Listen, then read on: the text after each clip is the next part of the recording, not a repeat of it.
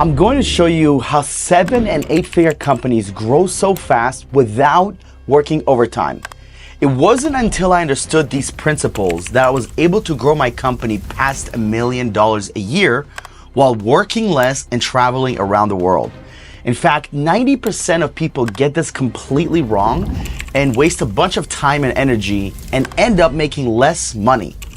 It's so simple. Once you see it, you can't unsee it. If you dedicate the next 10 minutes to learning this, it'll change the way you run your business forever. Most businesses try to outsource by randomly handing off tasks, thinking it'll magically free up their time. But that's exactly how you end up with headaches, miscommunication, and wasted money. The right way to delegate without chaos. Number one, it's clarity. Clarity is everything. If your tasks are not repeatable, scalable, and documented, you're not outsourcing, you're babysitting. If your business still relies on you for every little thing, you don't have a business, you have a high-paying job. Here's what I see that top companies do. They don't just hire people, they build a system that runs without them.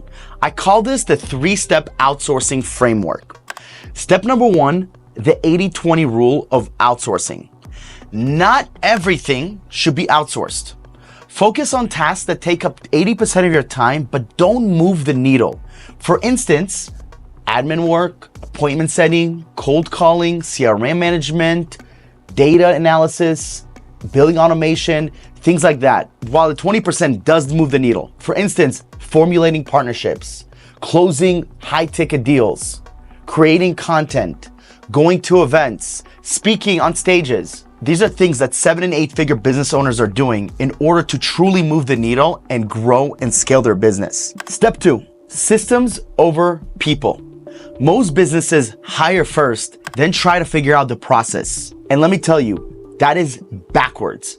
You always want to start with a system and then go to the person. Hire to fill a process, not just a role. Every task should have an SOP, a clear output, accountability, what execution and success looks like, and who the best person is for this. If you want to see what an SOP for a 7-figure company looks like, comment the word SOP and I'll send it to you personally. I take this step very seriously because last year I fucked up.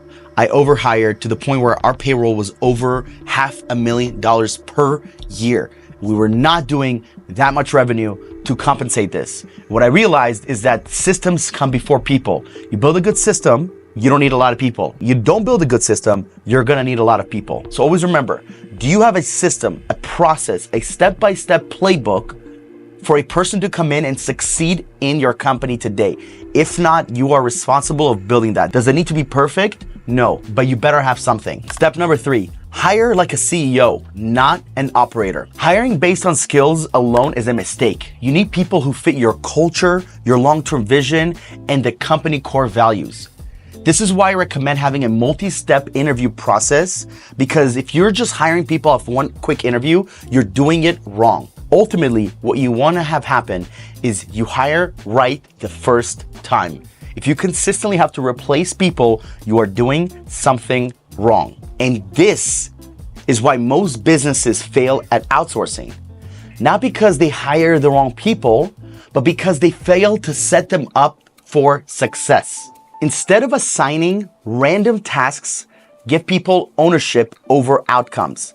People who understand the bigger picture take accountability without needing constant oversight. Hiring as many people as possible is lazy work. More people equals more management. Trust me, I made that mistake. The real key is hiring fewer, highly skilled team members who actually get things done, who are purely focusing on results. And like I mentioned, I had to learn this the hard way last year. Over the course of 3 months, I hired 12 different team members, all for our back end. None of them are helping generate revenue.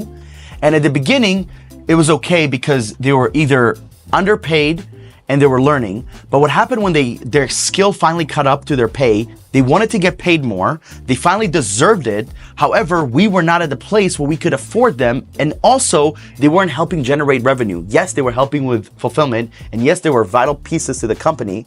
However, there were too many of them. And what happened was we had too many cooks in the kitchen. So while we had a restaurant full of 30 customers, we had 45 cooks and 15 chefs. That is ridiculous. And it took me a while to realize this, hence why I'm making this video, because I want you guys to learn from my mistakes. I also had a chance to learn from 7- and 8-figure companies, because they are literally our clients and some of my close friends that are running these companies that I get to talk to and pique their brain on how to build a company successfully, profitably, and you don't burn out and want to freaking die. So by now, you see the difference between outsourcing that scales and outsourcing that creates more problems. We spent over 4 years placing 1,500 A players to a lot of our clients, saving businesses millions in payrolls and inefficiencies. And the reality is, you could waste months figuring this out on your own, or plug into a system that's working consistently. This is all we do at Remote Latinos. We don't just find you a VA or some sort of virtual assistant. We match you with top tier talent that can actually help you scale. They can come in from day one and make a difference in your company. So if you click the link in the bio, or if you head over to remotelatinos.com, you can actually book a call to speak with our team to see exactly how it works and how we've been able to help people like Eddie Malouf, Nick Perry, Ryan Pineda, and many others. Thank you for watching the video. Like, comment, subscribe, and I'll see you in the next one. Os.